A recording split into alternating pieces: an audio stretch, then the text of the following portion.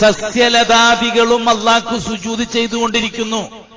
വദ്ദവാബ്, വണ്ട് ജന്തു ജീവി പക്ഷി പറവജാതികൾ അഖിലവും അള്ളാഹ്ക്ക് സുജൂദ് ചെയ്തുകൊണ്ടിരിക്കുന്നു. ഈ സുജൂദിന്റെ അടിസ്ഥാനം എന്താണ്?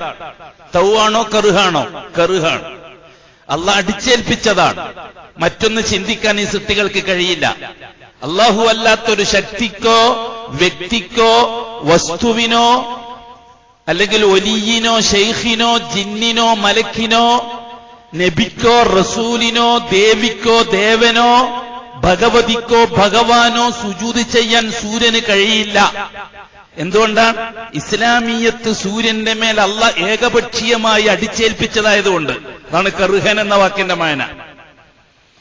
ഇതേപോലെ ഏത് ജീവജാലങ്ങൾ എടുത്തു നോക്കി, ഏകപക്ഷീയമായിരിക്കും അവരുടെ അനുസരണം. സൂര്യൻ ഏകപക്ഷീയമായി അള്ളാഹുവിനെ അനുസരിക്കുകയാണ്. അള്ളാഹു അല്ലാത്ത ഒന്നിനെയും അനുസരിക്കാൻ സൂര്യൻ കൂട്ടാക്കുകയില്ല. ചന്ദ്രൻ അള്ളാനെ മാത്രമേ അനുസരിക്കുകയുള്ളൂ. അള്ളാഹ് പറയുന്ന ദിശയിലൂടെ മാത്രമേ അത് സഞ്ചരിക്കുകയുള്ളൂ. വൽ ഖമറ ഖദ്ദർനാഹു മനാസില ഹത്താ ആദ കൽ ഉർജൂനിൽ ഖദീം. സൂറത്ത് യാസീൻ. വൽ ഖമർ, ചന്ദ്രന് ഖദ്ദർനാഹു, നാം നിശ്ചയിച്ച് കണക്കാക്കി വെച്ചിട്ടുണ്ട്, മനാസില, ചില രാശികളെ. ആ രാശിയിലൂടെ മാത്രമേ ചന്ദ്രൻ ചലിക്കുകയുള്ളൂ. എത്രത്തോളം? ഹത്താ ആദ കൽ ഉർജൂനിൽ ഖദീം, പഴകി ഉണങ്ങിയ ഈത്തപ്പനയുടെ തണ്ടുപോലെ നേരിയ ഒരു വളഞ്ഞ സാധനമാകുന്നത് വരെ അല്ലാഹു തആല അതിന്റെ രാശികൾ നിശ്ചയിച്ചിട്ടുണ്ട്. കണ്ടിട്ടില്ലേ? 14-ാം രാവിലെ നിലാവ് പൂർണ്ണമാണ്. പിന്നെ അങ്ങോട്ട് കുറയാൻ തുടങ്ങും. അത് അവസാനം 28-ാം രാവ് 27-ാം രാവെത്തുമ്പോഴേക്കുണ്ടാവും. പിന്നെ 1-ാം രാവിൽ പടിഞ്ഞാറൻ ചക്രവളത്തിൽ കാണുന്ന സാധനം മെലിഞ്ഞുണങ്ങിയ ഒരു സാധനമാണ്. അതിനെപ്പറ്റിയാണ് പറഞ്ഞത്. ഇത് അള്ളാഹുവിന്റെ കൃത്യമായ കണക്കാണ്. ഒരു കാരണവശാലും ആ കണക്ക് ലംഘിക്കാൻ ചന്ദ്രന് കഴിയില്ല. അതേപോലെ തന്നെ ഭൂമി, ആകാശം മുതലായവകൾ എത്ര ഉദാഹരണങ്ങളാണ്. ഭൂമിയെ സംബന്ധിച്ച് അല്ലാഹു തആല പറഞ്ഞത് അല്ലദീ ജഅല ലക്കുമുൽ അർള ദലൂല ഫംശൂ ഫീ മനാകിബിഹാ. അല്ലാഹു തആല നിങ്ങൾക്ക് ഭൂമിയെ ഇണക്കമുള്ളതാക്കി തന്നിരിക്കുന്നു. ദലൂല, നിങ്ങൾ പറയും പോലെ കേൾക്കുന്ന രീതിയിൽ ഭൂമിയെ നിങ്ങൾക്ക് സജ്ജമാക്കി തന്നിരിക്കുന്നു. ഫംശൂ ഫീ മനാകിബിഹാ, ആ ഭൂമിയുടെ ഉപരിതലത്തിലൂടെ നിങ്ങൾക്ക് ഇഷ്ടാനുസരണം യാത്ര ചെയ്യാവുന്നതാണ്. വകുലൂ മിൻ റിസ്ഖിഹി വഇലൈഹിൻ നുശൂർ, എന്നിട്ട് ആ ഭൂമിയിൽ നിങ്ങളുടെ ജീവിത വിഭവങ്ങൾ നിങ്ങൾക്കുണ്ടാക്കിയെടുക്കാൻ കഴിയുന്നതാണ്. അങ്ങനെ നിങ്ങൾ ഭക്ഷിച്ചുകൊള്ളുക അതിൽ നിന്ന്. ഭൂമിയെ സംബന്ധിച്ച് അല്ലാഹു തആല പറഞ്ഞ വിഷയമാണ്. എപ്പോഴും ഭൂമി അങ്ങനെയായിരിക്കോ? അല്ല. അള്ളാഹുവിന്റെ കൽപ്പന വരുമ്പോൾ ഭൂമി അതിന്റെ അസില് സ്വഭാവം മാറ്റും. അള്ളാന്റെ കൽപ്പന വരുമ്പോൾ. എന്നാൽ അള്ളാന്റെ കൽപ്പന വരുമ്പോൾ മാത്രമേ അത് മാറ്റുകയുള്ളൂ. ബാക്കി ആരുടെ കൽപ്പന അനുസരിച്ചും ഭൂമി പ്രവർത്തിക്കുകയില്ല. ഭൂമി അള്ളാഹുവിന്റെ കൺട്രോളിലാണ്. അതുകൊണ്ടാണ് നാം പറയാറ്, നമ്മുടെ ഉലമാക്കൾ, സലഫുകളായ ഉലമാക്കൾ നമുക്ക് വിശദമായി പറഞ്ഞു തരുന്നത്, വീടിന് സ്ഥാനം കാണുമ്പോൾ കന്നിമൂല നോക്കുക എന്നത് കൊടിയ ശിർക്കാണ്.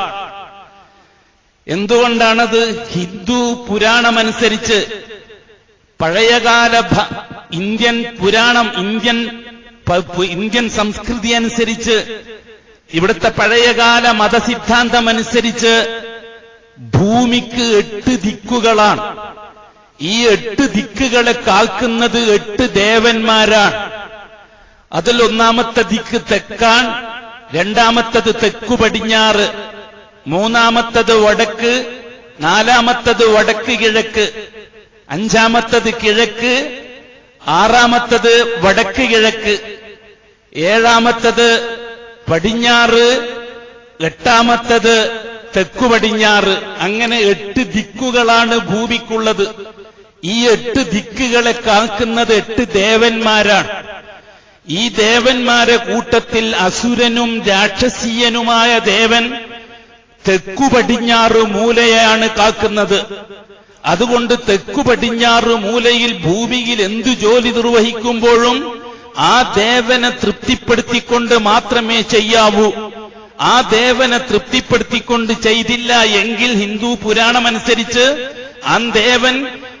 ആ ദേവൻ അവിടെ ആ മൂലയിൽ തുടങ്ങിയ ഏതൊരു ജോലിയെയും തീ കൊണ്ടോ വെള്ളം കൊണ്ടോ ഇല്ലാതാക്കി കളയുന്നതാണ്. അയാൾ രാക്ഷസീയ രൂപം പ്രാപിക്കുന്നതാണ്. രാക്ഷസീയ രൂപം പ്രാപിക്കുന്നതിന് രാക്ഷസന്മാരയാൾക്ക് സഹായത്തിനുണ്ട്. അതുകൊണ്ട് തെക്കു പടിഞ്ഞാറ് മൂലയെ ശ്രദ്ധിച്ചുകൊള്ളണം. ആ തെക്കു പടിഞ്ഞാറ് മൂലയിൽ അടുക്കള വരുന്നത് സൂക്ഷിച്ചുകൊള്ളണം. തെക്കു പടിഞ്ഞാറ് മൂലയിൽ കക്കൂസിന്റെ ടാങ്കോ വരുന്നത് സൂക്ഷിച്ചുകൊള്ളണം. തെക്കു പടിഞ്ഞാറ് മൂലയിൽ അടുക്കള വരുന്നത് സൂക്ഷിച്ചുകൊള്ളണം. തെക്കു പടിഞ്ഞാറ് മൂലയിലല്ലാതെ വേറൊരു ഭൂമിയിൽ എന്തെങ്കിലും ജോലി നിർവഹിക്കുന്നുണ്ടെങ്കിൽ തെക്കു പടിഞ്ഞാറ് മൂലയിൽ തുടങ്ങണം എന്നിത്യാദി പഴയകാല പുരാണങ്ങൾ കൊടിയ ശിർക്ക് ലാ ഇലാഹ ഇല്ലല്ലാഹ് കൊടുത്ത ഷഹാദത്തിനെ കടുകടുത്ത രീതിയിൽ ഇല്ലാതാക്കി തീർക്കുന്ന ജോലി 1000ഓളം കൊല്ലം കേരളത്തിൽ നിലനിന്നു പോകുന്ന ശീഈ സംസ്കാരമായി മാറിയത്. പൗരാണിക ശീഈ പുരോഹിതന്മാർ പാരമ്പര്യങ്ങളെയും സമ്പ്രദായങ്ങളെയും ഇസ്ലാമിന്റേതാണെന്നാക്കി തീർക്കാനുള്ള ശ്രമം നടത്തിയപ്പോഴാണല്ലോ ബിദ്അത്ത് ഉമ്മത്തിൽ കുന്നുകൂടിയത്. നൂറ്റാണ്ടുകളുടെ പഴക്കമുള്ളതുകൊണ്ട് പുതിയ ആൾക്കാർക്കത് ഇല്ലാതാക്കാനോ നിഷേധിക്കാനോ കഴിയുന്നില്ല. ആരെങ്കിലും അതിനെ നിഷേധിക്കുകയോ തള്ളുകയോ ചെയ്താൽ അവരെ പുത്തൻവാദക്കാരോ കൃത്രിമവാദക്കാരോ ആക്കി പഴയ ആൾക്കാര് പാരമ്പര്യവാദികൾ തള്ളുകയും സമൂഹത്തിനെ പടിക്ക് പുറത്തു നിർത്തുകയും ചെയ്യുന്നൊരു രീതിയുണ്ടായി. എന്തുകൊണ്ടാണത്? 1200ഓളം കൊല്ലം പഴക്കമുള്ളൊരു പഴമയാണത്. കേരളത്തിൽ ഇസ്ലാം വന്നിട്ട് 1435 കൊല്ലമാണ്. ചരിത്രം പറയാൻ മെനക്കെടുകയില്ല. ചരിത്രം പറഞ്ഞാൽ അടുന്നും നിൽക്കൂല, സമയം അങ്ങ് പോവും. അതൊക്കെ വേറെ മജ്‌ലിസുകളിൽ ഇൻഷാ അല്ലാഹ് നമുക്ക് നീട്ടിപ്പരത്തി വിശദമായി പറയാവുന്നതാണ്. അള്ളാഹു അതിന് അവസരം ഉണ്ടാക്കി തരും ഇൻഷാ അല്ലാഹ്. ഇവിടെ 1435 കൊല്ലമായി കേരളത്തിൽ ഇസ്ലാം വന്നിട്ട് എന്നാണ് ചരിത്രം പറയുന്നത്. അല്ലാഹു ആലം. ഹിജ്റ 5-ലാണത്രേ കേരളത്തിൽ മലബാറിൽ ഇസ്ലാം ആദ്യമായിട്ട് വരുന്നത്. ഹിജ്റ 5-ലാണെങ്കിൽ ഇത് 1442 അപ്പൊ 1442 5 കുറച്ചാൽ 1438 കൊല്ലമായി. ആ കണക്കനുസരിച്ച് കേരളത്തിൽ ഇസ്ലാം വന്നിട്ട് ആദ്യത്തെ 100 കൊല്ലം ഇസ്ലാമിന്റെ ബാലപാഠം പഠിപ്പിക്കുകയായിരുന്നു അവർ. ചേരമാൻ പെരുമാളിന്റെ കാലഘട്ടത്തിൽ മാലിക്കുദ്ദീനാറാണ് വന്നത് എന്നാണ് ചരിത്രരേഖ. അല്ലാഹു ആലം. അവർ ഇസ്ലാമിന്റെ ആദ്യ ബാലപാഠം പഠിപ്പിച്ചൊരു 10-30 കൊല്ലത്തിന്റെ ഇടയിൽ കൊടുങ്ങല്ലൂരിൽ നിന്ന് അവർ ചെയ്ത യാത്ര മംഗലാപുരത്ത് അവസാനിച്ചു. അത് കഴിഞ്ഞിട്ടുള്ള ചരിത്രം പിന്നീട് നാം കാണുന്നില്ല. കൊടുങ്ങല്ലൂർ അവർ കാലാകാലം നൂറ്റാണ്ടുകളോളം കഴിഞ്ഞുകൂടുകയല്ല.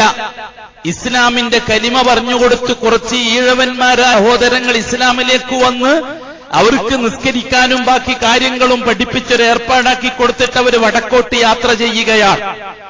അങ്ങനെ വടക്കോട്ടുള്ള യാത്രയിൽ അവര് ഏതാണ്ട് കോഴിക്കോട് കൊല്ലത്തെത്തി. അവിടുന്ന് ഇങ്ങോട്ട് വന്ന് ശ്രീകണ്ഠപുരം അതേപോലെ മാട്ടൂൽ പഴയങ്ങാടി വഴി കാസർഗോഡ് വഴി മംഗലാപുരം വരെ എത്തി. ഇവരാരും അവിടെ നൂറ്റാണ്ടുകളോളം അവിടെ താമസിച്ച് സ്ഥാപനങ്ങൾ കെട്ടിയൊന്നും ചരിത്രത്തിൽ രേഖയില്ല. പ്രാഥമിക ഇസ്ലാമിക വിജ്ഞാനം നൽകി നിസ്കരിക്കാനും നോമ്പുവെക്കാനും പഠിപ്പിച്ച് അവർ യാത്ര തിരിക്കുകയും കുറെ ആൾ ഇവിടെ മരിക്കുകയും ബാക്കിയുള്ളവർ തിരിച്ചു പോവുകയുമാണ് ഉണ്ടായത്. എന്തിനാ അങ്ങനെ പറഞ്ഞെന്നറിയാം ഞാൻ? ദീനുൽ ഇസ്ലാമിന്റെ ആഴങ്ങൾ പഠിക്കാൻ ആ നൂറ്റാണ്ടിലുള്ളവർക്ക് കഴിഞ്ഞിട്ടില്ല എന്ന് പറയാനാണ്. പ്രാഥമിക കാര്യങ്ങൾ പഠിച്ചു, അൽഹംദുലില്ലാ. പിന്നെ വന്നത് മുഴുവനും പരമ്പരാഗത മുസ്ലിമീങ്ങളാണ്. അവരെ കുടുംബത്തിൽ ആ പാരമ്പര്യക്കാരെ പിന്നെ നയിച്ചത് യമനിൽ നിന്ന് വന്ന സൂഫികളാണ്. അതാണ് കേരളത്തിന്റെ ഏറ്റവും വലിയ ദുര്യോഗം. കേരളത്തിന്റെ ഏറ്റവും വലിയ തലവേദന അതാണ്. ലോകത്ത് ഏത് രാജ്യത്തും ഇസ്ലാം പറഞ്ഞാൽ മനസ്സിലാകും, കേരളത്തിൽ മാത്രം ഇസ്ലാമിനെ പറഞ്ഞാൽ മനസ്സിലാവൂല. അതിന് ചരിത്രപരമായ കാരണമുണ്ട്. ഒരുപക്ഷെ നമ്മൾ തെറ്റിദ്ധരിച്ചിട്ടുണ്ടാകുക ഇസ്ലാം എന്ന് പറഞ്ഞാൽ കേരളത്തിലാണ് എന്നാ. അതെ, ഷീഇയ്യത്ത് എന്ന് പറഞ്ഞാൽ കേരളത്തിലാണെന്ന് പറഞ്ഞാൽ നമുക്ക് മനസ്സിലാക്കാം. ഇസ്ലാം എന്ന് പറഞ്ഞാൽ കേരളത്തിലാണെന്നത് ചരിത്രത്തോട് കാണിക്കുന്ന വെല്ലുവിളിയാണ്. വല്ലാഹി, ലോകത്ത് വെച്ച് ദീനുൽ ഇസ്ലാം ഏറ്റവും പിന്നോക്കം നിൽക്കുന്നത് ഇന്നും കേരളത്തിലാണ്. അത് മനസ്സിലാക്കണമെങ്കിൽ ഇസ്ലാം എന്താന്ന് മനസ്സിലാക്കണം. നമുക്ക് ചർച്ച ചെയ്യാം ഇൻഷാ അല്ലാഹ്. ഇസ്ലാം അതാണ് ചെയ്തുകൊണ്ടിരിക്കുന്നത്. നമ്മളൊരു പക്ഷേ നിസ്കാരം, നോമ്പ്, സക്കാത്ത്, ഹജ്ജ്, പള്ളി, മുനാരം, ജാറം, മുക്കെട്ട്, മുട്ട്, തട്ട്, റാത്തീബ്, മൗലൂദ്, ദിക്ർ, ഹൽക്ക, സലാത്ത് ഹൽക്ക, അതേപോലെ തന്നെ മുസ്ലിമീങ്ങൾ മാർക്കം ചെയ്യല്, കല്യാണം, നിക്കാഹ്, അങ്കയത്തുക്ക, സവ്വൈത്തുക്ക, അങ്ങനെ ബഹളം. അത് കേരളത്തിലെ പോലെ വേറെ ആരെയും കാണൂല. ശരിയാണ്. ആ കാഴ്ചപ്പാടനുസരിച്ച് ഇസ്ലാം കേരളത്തിലാണെന്ന് നാം തെറ്റിദ്ധരിച്ചിട്ടുണ്ടെങ്കിൽ സാധാരണക്കാരനെ കുറ്റം പറഞ്ഞിട്ട് കാര്യമില്ല. എന്ന ഇസ്ലാമിന്റെ ചർച്ചയിലേക്ക് വരുമ്പോഴാണ് കേരളം എത്രമാത്രം പിന്നിലാണ് ഇസ്ലാമിന്റെ കാര്യത്തിൽ നമുക്ക് ഇപ്പോഴും മനസ്സിലായി വരിക. നമുക്ക് ചർച്ച ചെയ്യാം. പറഞ്ഞു വന്നത്, ആ കാലഘട്ടം മുതൽ ഇന്നേ വരെയും 1430 കൊല്ലത്തിൽ ആദ്യത്തെ 100 കൊല്ലം ഒഴിച്ച് പിന്നെ വന്ന കാലഘട്ടത്തിന്റെ ചരിത്രം പരിശോധിച്ചാൽ യമനിൽ നിന്നും മറ്റും വരുന്ന കച്ചവട സംഘവും സൂഫി ഷെയ്ഖുകളുമാണ് കേരളത്തിലെ ദീനുൽ ഇസ്ലാമിന്റെ തലപ്പത്ത് വിലസിയത്. അവരുടെ ജോലി എന്താണ്? ജാറങ്ങളെ വെച്ചുകൊണ്ട് ലാ ഇലാഹ ഇല്ലല്ലയെ കൊളാക്കുക, തരീഖത്തുകളെ വെച്ചുകൊണ്ട് മുഹമ്മദുർ റസൂലുള്ളയെ കൊളാക്കുക, അതോടുകൂടി ഇസ്ലാമിനെ കൊന്നു. അതാണ് ഷീഇയ്യത്ത്. എന്താണ് ഷീഇയ്യത്ത് എന്ന് പറഞ്ഞാൽ? ഷീഇ എന്ന് കേൾക്കുമ്പോൾ തന്നെ നമ്മൾ ഇറാനിലേക്കാണ് നമ്മളെ തല പോവുക. ഇറാനിലേക്ക് പോകുന്നത് എന്തുകൊണ്ടാണെന്നറിയോ? ഷീഇയ്യത്തിൽ ഹറൂരിയത്ത് ഇറാനിലായതുകൊണ്ടാണ് നമ്മുടെ തല അങ്ങോട്ട് പോകുന്നത്. ഷീഇയ്യത്തിലെ തീവ്രത നിലനിൽക്കുന്നത് പേർഷ്യൻ രാജ്യങ്ങളിലാണ്. ഇറാൻ എന്ന് പറഞ്ഞാൽ പഴയ പേർഷ്യൻ രാജ്യങ്ങളിലാണ് ഷീഇയ്യത്ത് അതിന്റെ കടുകട്ടിയിൽ നിലനിൽക്കുന്നത്. അതൊക്കെ നമുക്ക് ഷീഇയ്യത്തു വസ്സലഫിയ്യ, സലഫിയ്യത്തും ഷീഇയ്യത്തും എന്ന ചർച്ചയിൽ നമുക്ക് പഠിക്കാവുന്നതാണ്. ഈ രീതിയിൽ ഷീഇയ്യത്ത് നടപ്പിലാകുന്നത് തുടക്കം മുതൽ തന്നെ അങ്ങനെ സംഭവിച്ചത് എങ്ങനെയാണ്? സൂഫി ഷെയ്ഖുകൾ മരിക്കുകയും അവരുടെ മയ്യിത്തുകൾക്ക് മുകളിൽ കെട്ടിപ്പൊക്കി ജാറമുണ്ടാക്കുകയും ആ ജാറത്തിലേക്ക് സമൂഹത്തെ ദഅവത്ത് ചെയ്യുകയും അങ്ങനെ അശ്ഹദു അല്ലാ ഇലാഹ ഇല്ലല്ലാഹ്, അല്ലാതെ വേറൊരാളോട് ഞാൻ ഒരിടപാടും നടത്തൂല എന്ന് അള്ളാഹ്ക്ക് കൊടുത്ത കരാറിനെ ജാറത്തെ കൊണ്ട് പൊളിച്ച് ബാത്തിലാക്കി തുരുമ്പെടുപ്പിക്കുകയാണ് ചെയ്തത്. അതോടുകൂടി ലാ ഇലാഹ ഇല്ലല്ലാഹ് തകർന്നു. അടുത്തത് മുഹമ്മദുർ റസൂൽ തന്റെ തകർച്ചയാണ്. അതിന് പകരം എന്താണ് കൊണ്ടുവന്നത്? ജീവിച്ചിരിക്കുന്ന ഷെയ്ഖുകളും ആ ഷെയ്ഖുകളുടെ അഡ്രസ്സിൽ ഉണ്ടാക്കിയെടുത്ത തരീഖത്തുകളും. ഇത് മുഹമ്മദുർ റസൂലുള്ളാനെ പൊളിക്കാനുള്ള ജൂതന്റെ യന്ത്രമാണ്. ചുരുക്കത്തിൽ ജാറങ്ങൾ ലാ ഇലാഹ ഇല്ലല്ലാഹുള്ള ഷഹാദത്തിനെ ബാത്തിലാക്കാനുള്ളതും തരീഖത്തുകൾ മുഹമ്മദുർ റസൂലുള്ളയിലുള്ള ഷഹാദത്തിനെ ബാത്തിലാക്കാനുള്ളതും ആണ്. ആദ്യം ശൈത്താൻ, ജൂതൻ ഈ സമൂഹത്തിന് പഠിപ്പിച്ചു കൊടുത്തത് ലാ ഇലാഹ ഇല്ലല്ലയെ തകർക്കാനുള്ള പരിപാടികളാണ്. അതിനെന്താണ് അവര് ചെയ്തത്? ശൈത്താൻ അതിനുവേണ്ടി മെനക്കെട്ടത് ലാ ഇലാഹ ഇല്ലല്ലയെ കൊളാക്കാൻ പറ്റുന്ന സമ്പ്രദായങ്ങൾക്ക് ഇസ്ലാമിന്റെ ചുവ നൽകുകയാണ് ചെയ്തത്. ആ ചുവയിൽ പെട്ടതാണ് കന്നിമൂല നോക്കി കുറ്റിയിടുക എന്ന കൊടിയ ശിർക്ക് എന്ന് വെച്ചാൽ, ഈ കേരളത്തിൽ പണ്ടുകാലം മുതലേ തച്ചുശാസ്ത്രം എന്ന് പറഞ്ഞിട്ടൊരു ശാസ്ത്രം നിലനിൽക്കുന്നുണ്ട്. വാസ്തുശില്പശാസ്ത്രം. ഭൂമിയിൽ എന്തെങ്കിലും ജോലി ചെയ്യുന്നുണ്ടെങ്കിൽ ആ ജോലി ഭൂമിയുടെ ദേവതയെ അറിഞ്ഞ ആൾക്കാരെ കൂട്ടിക്കൊണ്ടുവന്ന് പഠിച്ച് ആ ദേവതമാരെ തൃപ്തിപ്പെടുത്തുന്ന രീതിയിൽ കൈകാര്യം ചെയ്യുക. പഴയകാലത്ത് തച്ചുശാസ്ത്രം ആശാരി വിഭാഗത്തിനുള്ളതാണ്. വാസ്തുശില്പമനുസരിച്ച് ആശാരിമാരാണ് തച്ചുശാസ്ത്രം ഉപയോഗിക്കുക. അത് കുലത്തൊഴിലാണ്. ആ വിഭാഗത്തിന് മാത്രമേ ബിൽഡിങ്ങിന്റെ പണി, മരത്തിന്റെ പണി, ആശാരിപ്പണി എടുക്കാൻ പറ്റുള്ളൂ. മറ്റു മതക്കാർക്കോ ജാതിക്കാർക്കോ അത് പഠിക്കാൻ പറ്റുകയില്ല. അങ്ങനെ കുലത്തൊഴിൽ, സ്വർണ്ണപ്പണി ഇന്ന വിഭാഗത്തിന്, മൺപാത്രം ഉണ്ടാക്കുന്നത് ഇന്ന വിഭാഗത്തിന്, ആശാരിപ്പണി ഇന്ന വിഭാഗത്തിന്, കൽപ്പണി ഇന്ന വിഭാഗത്തിന്, അങ്ങനെ ജോലികൾ ജാതീയതയുടെ പേരിൽ നൂറ്റാണ്ടുകളോളം വേർതിരിക്കപ്പെട്ട രാജ്യമാണ് നമ്മുടെ രാജ്യം. അതിൽപ്പെട്ടതാണ് ആശാരി വിഭാഗത്തിന് മാത്രമേ ആ ജോലി എടുക്കാൻ പറ്റുള്ളൂ. അങ്ങനെ നമ്മളെ പഴയ കാരണവന്മാര് ആശാരിനെ കൂട്ടിക്കൊണ്ടുവരും. ആശാരി എന്ത് ചെയ്യും? അദ്ദേഹം പഠിച്ചിരിക്കുന്ന തത്വശാസ്ത്രമനുസരിച്ച് തെക്കു പടിഞ്ഞാറ് മൂലയാണ് അദ്ദേഹം വീട്ടിന്റെ പണി ഉദ്ഘാടനം ചെയ്യാൻ വേണ്ടി തെരഞ്ഞെടുക്കുക. ഒപ്പം നമ്മൾ കാളിയാരെയോ ഖത്തീബിനെയോ ഉസ്താദിനെയോ തങ്ങളെയോ കൂട്ടിയിട്ട് പോകും. തങ്ങളും ഉസ്താദും ഈ കാളിയാരും ആശാരിയും ഒരു നാണയത്തിന്റെ രണ്ട് പുറങ്ങളാണ്. അതെ, ആശാരി കിഴക്കോട്ട് തിരിഞ്ഞിട്ട് കുറ്റിയിടും, ഖത്തീബ് പടിഞ്ഞാറോട്ട് തിരിഞ്ഞിട്ട് പാത്തിയെ വിളിക്കും. എല്ലാവരും കുറ്റിന്റെ ചുറ്റുമായിരിക്കുക. ചില രാജ്യങ്ങൾ, നിങ്ങളെ കാസർഗോഡ് ഭാഗത്തുണ്ടോന്ന് എനിക്കറിയില്ല, നമ്മളെ കണ്ണൂര് ഭാഗത്ത് നേരത്തെ കാലത്തെ പ്ലാവിന്റെ മൂത്ത അതിന്റെ കാതലെടുത്തൊരു കുറ്റി ഉണ്ടാക്കി വെക്കും. ആശാരി തന്നെ ചെയ്തു തരൂ, അത് പൈസ കൊടുത്താൽ. അങ്ങനെ ആ കുറ്റി നല്ല മിനുക്കി റെഡിയാക്കി ഒരു മുളം നീളത്തിലുള്ള ഒരു കുറ്റി, പിലാവിന്റെ കാതല്. അതിനും ചില ഷർത്തൊക്കെ കേൾക്കുന്നുണ്ട്. പിലാവിന്റെ ഇന്ന ഭാഗത്തേക്ക് തിരിഞ്ഞ കമ്പിൽ നിന്നേ ആ കുറ്റി എടുക്കാൻ പാടുള്ളൂ എന്നൊക്കെ. എന്നിട്ട് ആ കുറ്റിയാണ് ഔദ്യോഗിക മൂർത്തക്കുറ്റി എന്നങ്ങനെ പറയാം. നിങ്ങൾ കാസർഗോഡുകാർ എന്താ പറയാന്ന് എനിക്കറിയില്ല. മൂർത്തക്കുറ്റി എന്നും പറഞ്ഞിട്ട് കൊണ്ടുവരും. അങ്ങനെ ആശാരിയും ഖത്തീബും ഉസ്താദും എല്ലാം കൂടി ആ മജ്ലിസിലുണ്ടാകും. ആശാരിയാണ് സ്ഥലം കാണിച്ചു കൊടുക്കുക കുറ്റിയിടാനുള്ളത്. അത് തുടങ്ങിക്കൊടുക്കുക അൽഫാത്തിയ വിളിക്കൽ ഉസ്താദും. അങ്ങനെ ഉസ്താദ് കിബിലക്ക് നേരെ തിരിഞ്ഞിട്ട് അൽഫാത്തിയ വിളിക്കുമ്പോൾ ആശാരി കിഴക്കോട്ടാ തിരിയുക. കാരണം അവൻ സൂര്യന്റെ കാവലിനെ തേടിക്കൊണ്ടാണ് അവൻ കുറ്റിയടിക്കുക.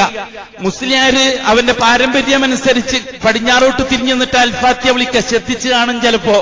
അങ്ങനെ ആദ്യത്തെ കുറ്റി ആശാരി അല്ലെങ്കിൽ ഉസ്താദ് ആ മൂത്ത കുറ്റി ആദ്യത്തെ അടിയടിച്ചു കൊടുക്കും ആ കന്നിമൂലയിൽ. അതോടുകൂടി തന്നെ എല്ലാവരും ഓരോ അടി അടിച്ചു കൊടുക്കും.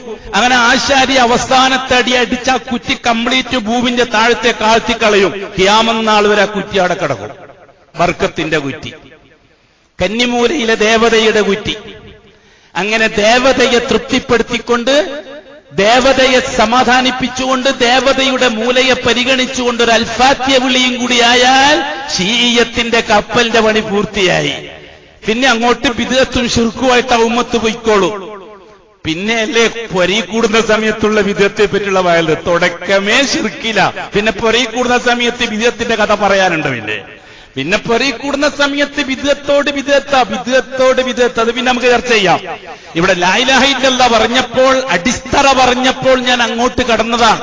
അത് ഗൗരവമായിട്ട് നാം ചിന്തിക്കേണ്ട വിഷയമാണ്. മാഷാ അല്ലാഹ്, 100 കൊല്ലത്തിനിപ്പുറത്താണ് ദീനുൽ ഇസ്ലാമിന്റെ അകക്കാമ്പ് എന്താണെന്ന് കേരളക്കരയിലെ ബഹുജനങ്ങൾ മനസ്സിലാക്കി തുടങ്ങിയത്.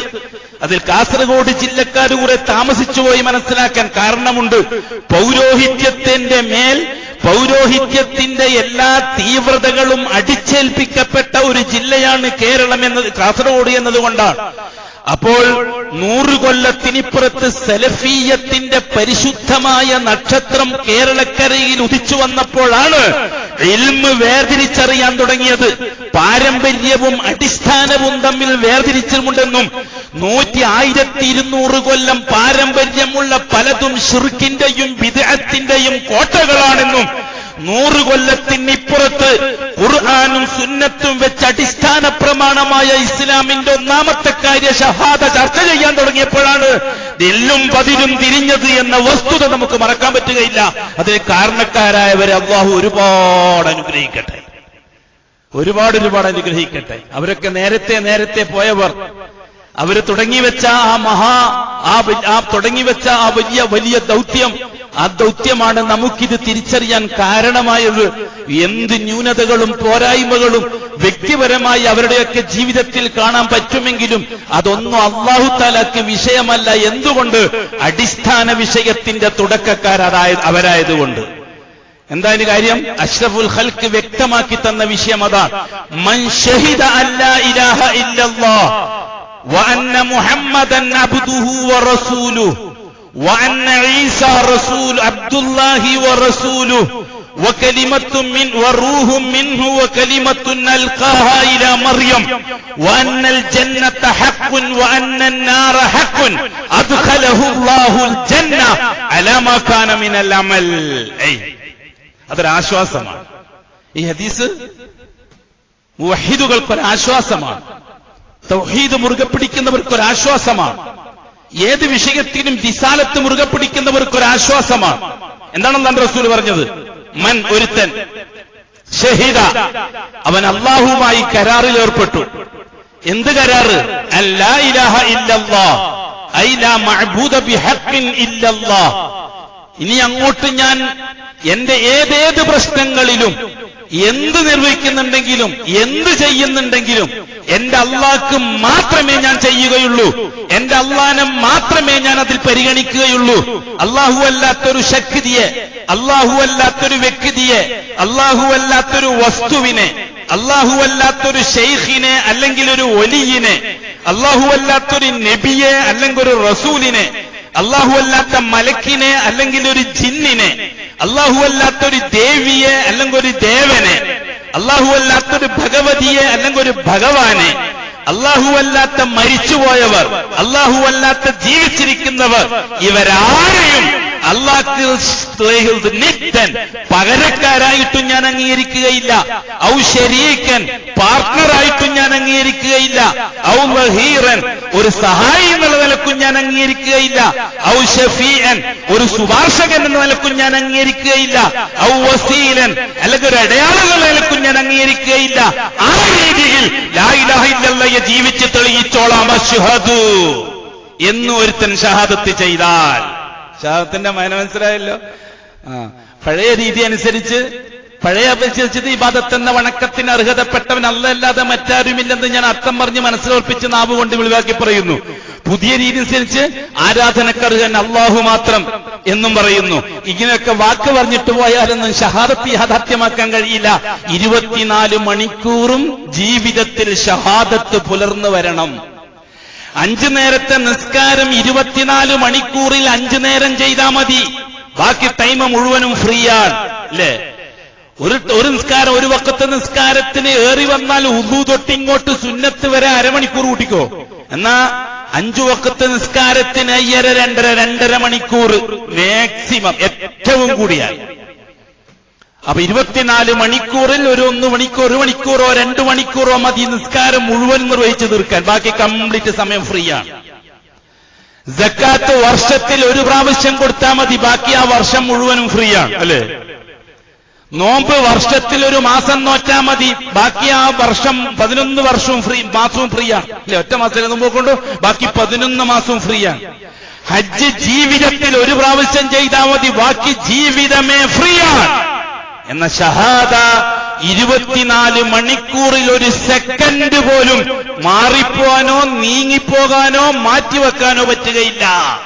അപ്പൊ ഏതാ കടുപ്പം? ഇസ്ലാമിന്റെ ഒന്നാമത്തെ കാര്യമായ ഷഹാദത്താണോ കടുപ്പം, അത് ബാക്കി 4 കാര്യങ്ങളാണോ? പക്ഷെ നമുക്ക് എളുപ്പം ഒന്നാമത്തത്. അശ്ഹദു അല്ലാ ഇലാഹ ഇല്ലല്ലാഹ്, ദിക്ർ അൽക്കീം ബിരിയാണിയും, മുഹമ്മദുർ റസൂലുള്ളാഹ് സലാത്ത് അൽക്കീം ബിരിയാണിയും, അതോടുകൂടി ഷഹാദത്ത് കംപ്ലീറ്റ് ആയി. പിന്നെ നിസ്കാരം, നോമ്പ്, സക്കാത്ത്, ഹജ്ജ്, നിസ്കാരം, നോമ്പ്, സക്കാത്ത്, ഹജ്ജ്, നിസ്കാരം, നോമ്പ്, സക്കാത്ത്, ഹജ്ജ്. പിന്നെ നിസ്കാരത്തെ പറ്റിയുള്ള പഠിപ്പോട് പഠിപ്പ്. 500 കൊല്ലം ജീവിച്ചാലും നിസ്കാരം, നോമ്പ്, സക്കാത്ത്, ഹജ്ജ്, നിസ്കാരം, നോമ്പ്, സക്കാത്ത്, ഹജ്ജ് കംപ്ലീറ്റ്. പിന്നെ 4 കാര്യങ്ങളെ പറ്റിയുള്ള പഠനമാണ് ഒന്നാമത്തെ കാര്യം. അതിനെപ്പറ്റിയുള്ള പഠനം, ഒന്നാമത്തെ കാര്യത്തെപ്പറ്റിയുള്ള ചർച്ച. എന്താ, ഒന്നിനും കൊള്ളാത്ത സാധനമായതുകൊണ്ടാണോ? നിസ്കാരം വലിയ കാര്യമായതുകൊണ്ടാണ് നമ്മൾ പഠിച്ചുകൊണ്ടിരിക്കുന്നത്. മുത്തഫരിദും ആദ്യത്തെ പാഠം ബാബുസല നിസ്കാരം. മുത്തഫരിദ് അറിയാവും? പത്തീത്താവിലെ നൂറുൽ അബ്സാറിലും ആദ്യത്തെ പാഠം ബാബുസല നിസ്കാരം. നൂറുൽ അബ്സാർ അറിയാം? ഷാഫി ഫിക്കിലെ പിള്ളേർ പഠിക്കുന്ന കിതാബുകളാണ് രണ്ടാമത്തെ കിതാബ്. പിന്നെ ഉംദ, അത് കുറച്ചും കൂടി ആയിട്ട് ഒരു അരമൂല്യമാർ പഠിക്കുന്ന കിതാബ്. അതിലും ആദ്യത്തെ പാഠം ബാബുസല നിസ്കാരം. പിന്നെ കുറച്ചും കൂടി അങ്ങോട്ട് പോയാൽ മൊയ്ലാരാകുമ്പോൾ ഫത്ഹുൽ മുഈൻ കേട്ടിട്ടുണ്ടാവും. അതിൽ ഒന്നാമത്തെ പാഠം ബാബുസല നിസ്കാരം. പിന്നെ കുറച്ചും കൂടി പുരോഗതി പ്രാപിച്ച മഹല്ലി, നിയന്ത്രണം 1, ഞാൻ മഹല്ലിയ 1 എന്ന് പറഞ്ഞിട്ടില്ലേ? അതന്നെ ഫിഖിലെ, ഷാഫി ഫിഖിലെ കുറച്ചും കൂടി വലിയ കിതാബ്, ഒരു ഏതാണ്ട് മൊയ്ലാരായി. അതിന്റെ ഒന്നാമത്തെ പാഠം ബാബുസല നിസ്കാരം. അത് കഴിഞ്ഞാൽ പിന്നെ സ്വന്തം റഫർ ചെയ്യാനുള്ള തുഹഫ പോലെയുള്ള ഗ്രന്ഥങ്ങൾ, ഷാഫി ഫിഖിലെ തുഹഫ പോലെയുള്ള ഫിഖി കിതാബുകൾ, അതിലും തുടക്കം ബാബുസല നിസ്കാരം. അപ്പം ബാബു ഷഹാദ പലപ്പോഴും ചിന്തിച്ചിട്ടുണ്ടോ? ഇരിക്കുന്ന നിങ്ങൾ ആരെങ്കിലും മാലോകർ ചിന്തിച്ചത് വിടും, നമുക്ക് നമ്മളെ കാര്യം മാത്രം നോക്കാം. ഈ ഇരിക്കുന്ന ആരെങ്കിലും ഈ ബാബു ഷഹാദയെ സംബന്ധിച്ച് ഈ അർത്ഥം പറഞ്ഞ് മനസ്സിലുറപ്പിച്ച് നാവുകൊണ്ട് വെളിവാക്കി പറയുന്നു എന്ന് അന്ന് ചൊല്ലിപ്പടിച്ചതിന് ശേഷം വല്ലപ്പോഴും നിസ്കാരം പോലെ, നോമ്പ് പോലെ, സക്കാത്ത് പോലെ, ഹജ്ജ് പോലെ വഅദിലോ മിമ്പറിലോ മെഹ്റാബിലോ മജ്ലിസിലോ മദ്രസയിലോ ദർസിലോ കോളേജിലോ വല്ല ചർച്ചകളോ നടന്നതായിട്ട് നിങ്ങൾ കേട്ടിട്ടുണ്ടോ? ഇല്ല. എന്താ കാര്യം? അതാണ് ഞാൻ നേരത്തെ പറഞ്ഞത്. 1430 കൊല്ലം പഴക്കമുള്ള ഇസ്ലാമിക കേരളത്തിൽ 1200 കൊല്ലത്തോളം ഇസ്ലാമിന്റെ ഒന്നാമത്തെ കാര്യമായ ഷഹാദ ചർച്ച ചെയ്യപ്പെട്ടിട്ടില്ല. 100 കൊല്ലത്തിന് ഇപ്പുറത്താണ് അത് വീണ്ടും ചർച്ച ചെയ്യാൻ തുടങ്ങിയത്. അതുകൊണ്ടാണ് ആ ചർച്ച ചെയ്തത് പുറത്തും മറ്റവരകത്തുമായത്. 100 കൊല്ലത്തിന് ഇപ്പുറത്തുള്ളവര് പുറത്ത്. ശരിയാണ്. ഒറ്റവാക്കി പറഞ്ഞ പുതിയത് 1200 കൊല്ലക്കാലം കേട്ടിട്ടില്ലാത്ത കാര്യങ്ങൾ ഒറ്റവാക്കി പറഞ്ഞ ശരിയാണ്.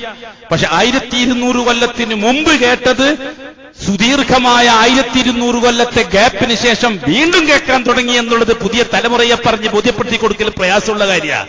അതുകൊണ്ടാണ് കേരളത്തിൽ തൗഹീദി ദഅവത്ത് സുഗമമായിട്ട് മുന്നോട്ട് പോകാത്തത്. ദഅവത്ത് ഏത് രീതിയിൽ അങ്ങോട്ട് പോകാൻ മനുഷ്യൻ മെനക്കെട്ടാലും എന്തെങ്കിലും ഒരു മുടക്കം അതിന് മുമ്പിൽ വരുന്നത് കേരളത്തിന്റെ പ്രത്യേകതയിൽപ്പെട്ടതാ. ഞാൻ പറഞ്ഞു വരുന്നത് ലാ ഇലാഹ ഇല്ലല്ലാഹ് എന്ന അടിത്തറ ബാത്തിലായി പോകുന്ന കാര്യങ്ങൾ അത് അടിത്തറയാണ്. അടിത്തറക്ക് കോട്ടം തട്ടുന്ന ജോലികൾ നമ്മുടെ ദൈനംദിന ജീവിതത്തിൽ നിരന്തരമായി ശൈത്വാൻ കൃത്യമായി ഉണ്ടാക്കി വെച്ചിട്ടുണ്ട്. അതിന്റെ ആൾരൂപമാണ് ജൂതസമൂഹം. ആ ജൂതസമൂഹത്തിന്റെ ജോലിയെടുത്തു കൊടുക്കുന്ന തൊഴിലാളികളാണ് ഷിയാക്കൾ. ആ ഷിയയ്യത്തിന്റെ പൗരോഹിത്യമാണ് ഇന്ന് ഉറഞ്ഞു തുള്ളുന്നത് ലോകം മുഴുവനും, പ്രത്യേകിച്ചിട്ട് കേരളത്തിലും. അതിന്റെ ഭാഗമായിട്ടാണ് ഞാൻ ഈ ഉദാഹരണം പറഞ്ഞത്. എത്ര കൃത്യമായിട്ടാണ് തെക്കു പടിഞ്ഞാറ് മൂലയിൽ അന്തിയുറങ്ങുന്ന ദേവതയെ തൃപ്തിപ്പെടുത്താൻ വേണ്ടി കന്നിമൂല നോക്കി ബിസ്മി ചൊല്ലി കുറ്റിയടിക്കാൻ മാത്രം മുസ്ലിം കേരളം അതപ്പതിച്ചിട്ടുണ്ടെങ്കിൽ, അതിന് പൗരോഹിത്യം അൽഫാത്തിഹ വിളിച്ച് നേതൃത്വം കൊടുത്തിട്ടുണ്ടെങ്കിൽ, മഹല്ല് ജമാഅത്ത് അതിന് സപ്പോർട്ടും ചെയ്തിട്ടുണ്ടെങ്കിൽ, എത്രമാത്രം അപകടത്തിന്റെ വഴിയിലൂടെയാണ് കേരളത്തിന്റെ മുസ്ലിം ഉമ്മത്തിന്റെ വിശ്വാസധാര മുന്നോട്ട് പോകുന്നത് എന്ന് ഗൗരവത്തോടെ ചിന്തിക്കേണ്ട സമയമാണിപ്പോൾ. മറ്റൊന്നും ചിന്തിക്കാൻ നമുക്കിപ്പോൾ നേരമില്ല. തൗഹീദ് തന്നെയാണ് ചിന്തിക്കേണ്ടത്, റിസാലത്ത് തന്നെയാണ് ചിന്തിക്കേണ്ടത്. നാം പറഞ്ഞു കഴിഞ്ഞ ആഴ്ച ലാ ഇലാഹ ഇല്ലല്ലാഹ് എന്ന അടിത്തറയുടെ അനുബന്ധമാക്കി അല്ലാഹ് വെച്ചത് മുഹമ്മദുർ റസൂലുള്ളാഹ്. അങ്ങനെയാണ് 2 ഷഹാദത്ത് കലിമ വന്നത്. ചിന്തിച്ചിട്ടുണ്ടോ വല്ലപ്പോഴും? ലാ ഇലാഹ ഇല്ലല്ലാഹ് എന്ന കലിമക്ക് ഷഹാദത്ത് കൊടുത്ത് ജീവിക്കാൻ വേണ്ടി മൈതാനത്തിറങ്ങിയാൽ ഏത് മാനദണ്ഡം വെച്ചുകൊണ്ടായിരിക്കണം അവൻ ജീവിക്കേണ്ടത്? ലാ ഇലാഹ ഇല്ലല്ലാഹ് ജീവിതത്തിൽ തെളിയിക്കേണ്ടതിന് അവൻ തെരഞ്ഞെടുക്കുന്ന മാർഗമേതായിരിക്കണം? അതിനവൻ തെരഞ്ഞെടുക്കുന്ന രീതിശാസ്ത്രം അതെന്തായിരിക്കണം? അതിനവൻ തെരഞ്ഞെടുക്കുന്ന പ്രോട്ടോകോൾ എന്തായിരിക്കണം? ഇതൊക്കെ മനസ്സിലാക്കി തരുന്നതിന് അല്ലാഹ് നിശ്ചയിച്ച് ഏർപ്പാടാക്കിയതാണ് 2ാമത്തെ കലിമ അഥവാ റിസാലത്തിലുള്ള ഷഹാദ. അങ്ങനെയാണ് 2 ഷഹാദത്ത് കലിമ വന്നത്. എന്താണ് ഇതിന് തെളിവ്? വലഖദ് ബഅസ്നാ ഫീ കുല്ലി ഉമ്മത്തിൻ റസൂലാ അൻ ഇഅ്ബുദുല്ലാഹ വജ്തനിബുത് താഗൂത്ത്. മനസ്സിലായല്ലോ? ലാ ഇലാഹ ഇല്ലല്ലാഹ് അതാണ് അൻ ഇഅ്ബുദുല്ലാഹ വജ്തനിബുത് താഗൂത്ത്. ഉഅ്ബുദുല്ലാഹ് ലാ ഇലാഹ കിട്ടി, വജ്തനിബുത് താഗൂത്ത് ഇല്ലല്ലയും കിട്ടി. രണ്ടും കൂടിയാകുമ്പോൾ ലാ ഇലാഹ ഇല്ലല്ലാഹ് കിട്ടി. ഉഅ്ബുദുല്ലാഹ് അല്ലാഹുവിനോട് മാത്രമേ ഞാൻ എന്ത് കാര്യങ്ങളും ചെയ്യുകയുള്ളൂ. വജ്തനിബുത് താഗൂത്ത് അല്ലാഹല്ലാത്ത ഒന്നിനെയും ഞാൻ അംഗീകരിക്കുന്ന വിഷയവും ഇല്ല. ഇത് പറയാൻ വലഖദ് ബഅസ്നാ ഫീ കുല്ലി ഉമ്മ എല്ലാ സമുദായത്തിലും ഞാൻ നിയോഗിച്ചിട്ടുണ്ട് റസൂലിനെ നിയോഗിച്ചിട്ടുണ്ട്. ഖുർആൻ അവസാനത്തെ റിസാലത്ത് മുഹമ്മദി റിസാലത്ത്, ആദ്യത്തെ റിസാലത്ത് നൂഹി റിസാലത്ത്. ഏതാണ്ട് 9,000 കൊല്ലം മുമ്പ് ആ കാലഘട്ടത്തിൽ ജീവിച്ച ആദമിന്റെ 11ാമത്തെ തലമുറ, ആദം നബിയുടെ 11ാമത്തെ തലമുറ, അവരിലാണ് നൂഹി നബി റസൂലായിട്ട് വരുന്നത്. ആ ഖൗമിനോട് അന്ന് നൂഹി നബി പറഞ്ഞത് എന്താ? അശ്ഹദു അല്ലാ ഇലാഹ ഇല്ലല്ലാഹ് വഅശ്ഹദു അന്ന നൂഹൻ റസൂലുള്ളാഹ്. 9,000 കൊല്ലം ചരിത്രം പരിശോധിച്ചാൽ 9,000 കൊല്ലം പിറകോട്ട് പോയാൽ 1400 കൊല്ലം മുമ്പ് മുഹമ്മദ് നബി സല്ലല്ലാഹു അലൈഹി വസല്ലം, 2000 കൊല്ലം മുമ്പ് ഈസ നബി, 4000 കൊല്ലം മുമ്പ് മൂസ നബി, 6000 കൊല്ലം മുമ്പ് ബഹുമാനപ്പെട്ട ഇബ്രാഹിം നബി, 9000 കൊല്ലം മുമ്പ് ബഹുമാനപ്പെട്ട നൂഹ് നബി. കുറെ കാലമൊന്നുമായിട്ടില്ല. നാം അന്നേ പറഞ്ഞല്ലോ, വളരെ ചെറിയ കാലമേ ആയിട്ടുള്ളൂ. റിസാലത്തിന്റെ ചരിത്രം വളരെ കൃത്യമാണല്ലോ ഖുർആനിൽ. ഏതെങ്കിലും തപ്പിത്തടയേണ്ട ആവശ്യമോ മോഡേൺ ഹിസ്റ്ററിക്കാരന്റെ അടുത്തോ അല്ലെങ്കിൽ ഏതെങ്കിലും ഒരു ഓറിയന്റലിസ്റ്റ് ചരിത്രകാരന്റെ അടുത്തോ പോയിട്ട് ചരിത്രം പഠിക്കേണ്ട ആവശ്യമില്ല. വളരെ കൃത്യമാണ്. പരിശുദ്ധ ഖുർആനെ രേഖ വെച്ചുകൊണ്ട് കാലഗണന നടത്താൻ നമുക്ക് സാധിക്കുന്നതാണ്. അത് കഴിഞ്ഞിട്ട് പിന്നെ ചരിത്രസന്ധിയിൽ അല്ലാഹു ഇബ്രാഹിം ഈ റിസാലത്തിനാണ് പ്രസക്തി നൽകിയത്. ലാ ഇലാഹ ഇല്ലല്ലാഹ് ഇബ്രാഹിം റസൂലുള്ളാഹ്. അത് കഴിഞ്ഞിട്ട് ചരിത്രസന്ധിയിൽ മൂസ പ്രവാചകനാണ് യാഥാർത്ഥ്യം നൽകിയത്. ലാ ഇലാഹ ഇല്ലല്ലാഹ് മൂസ റസൂലുള്ളാഹ്. അത് കഴിഞ്ഞിട്ട് പിന്നെ ഈസാ നബി അലൈഹിസ്സലാത്തു വസ്സലാമിനാണ് ചരിത്രസന്ധിയിൽ ഉദ്യോഗം നൽകിയത്. ലാ ഇലാഹ ഇല്ലല്ലാഹ് ഈസാ റസൂലുള്ളാഹ്. അത് കഴിഞ്ഞിട്ട് പിന്നെ അല്ലാഹു സെലക്ട് ചെയ്യുന്നത് മുഹമ്മദുർ റസൂലുള്ളാഹ്. ലാ ഇലാഹ ഇല്ലല്ലാഹ് മുഹമ്മദുർ റസൂലുള്ളാഹ്. മുഹമ്മദ് നബിക്ക് ശേഷം ഈ റിസാലത്തിന്റെ ആവശ്യമില്ല, നുബുവത്തിന്റെ ആവശ്യമില്ല. വാർദ്ധക്യത്തിലേക്ക് എത്തി മനുഷ്യചരിത്രം. ഇനി ഖിയാമത്ത് നാളിനെ അഭിമുഖീകരിക്കേണ്ടവരാണ് ആധുനിക ലോകം. അതുകൊണ്ട് റിസാലത്ത് ഫൈനലായി, നുബുവത്ത് ഫൈനലായി. അതുകൊണ്ട് മുഹമ്മദുർ റസൂലുള്ളാഹ് ഖിയാമത്ത് നാൾ വരെ അല്ലാഹു തആല സീലടിച്ചു കൊടുത്തു. അല്ലാഹു അക്ബർ. എന്താണ് മുഹമ്മദുർ റസൂലുള്ളാഹ്? തീർച്ചയായിട്ടും നമുക്ക് അതുമായി ബന്ധപ്പെട്ടിട്ടാണ് ഈ ചർച്ച ചെയ്യാനുള്ളത്. അഅ്മാലുകളെ കാലങ്ങളുമായിട്ട് അല്ലാഹു തആല ബന്ധിപ്പിച്ചു. മുഹമ്മദ് ഈ റിസാലത്ത് എത്രത്തോളം പരിഗണിക്കുന്നുണ്ട് എന്ന് പരിശോധിക്കാൻ അഅ്മാലുകളെ സമയങ്ങളും കാലങ്ങളുമായിട്ട് അല്ലാഹു ബന്ധിപ്പിച്ചു. നിസ്കാരത്തെ സമയകാലങ്ങളുമായി അല്ലാഹു ബന്ധിപ്പിച്ചു. നോമ്പിനെ സമയകാലങ്ങളുമായി അല്ലാഹു ബന്ധിപ്പിച്ചു. സക്കാത്തിനെ സമയകാലങ്ങളുമായി ബന്ധിപ്പിച്ചു. ഹജ്ജിനെ സമയകാലങ്ങളുമായി ബന്ധിപ്പിച്ചു. എന്താണ് അതിന് കാരണം? ലാ ഇലാഹ ഇല്ലല്ലാഹ് അനുസരിച്ച് ഷഹാദത്തിൽ ഏർപ്പെട്ടിരിക്കുന്ന ഒരു മുസ്ലിം മുഹമ്മദുർ റസൂലുള്ളാഹി അനുസരിച്ച് അമലുകൾ ചെയ്യുമ്പോൾ എത്രത്തോളം മുഹമ്മദ് ഈ റിസാലത്തിനെ പരിഗണിച്ചുകൊണ്ട് അമൽ ചെയ്യുന്നു എന്ന് പരിശോധിക്കാനാണ് സമയകാലങ്ങളുമായി അല്ലാഹു സുബ്ഹാനഹു വ തആല അമലുകളെ നിശ്ചയിച്ചത്. സമയകാലങ്ങൾക്ക് വേണ്ടി അല്ലാഹു തെരഞ്ഞെടുത്തത് 12 മാസങ്ങളാണ്. സൂറത്തു തൗബ, ഇന്ന ഇദ്ദത്തശ് ശുഹൂരി ഇൻദല്ലാഹി 12 ശഹ്റൻ ഫീ കിതാബില്ലാഹ് യൗമ ഖലഖസ് സമാവാതി വൽ അർള്.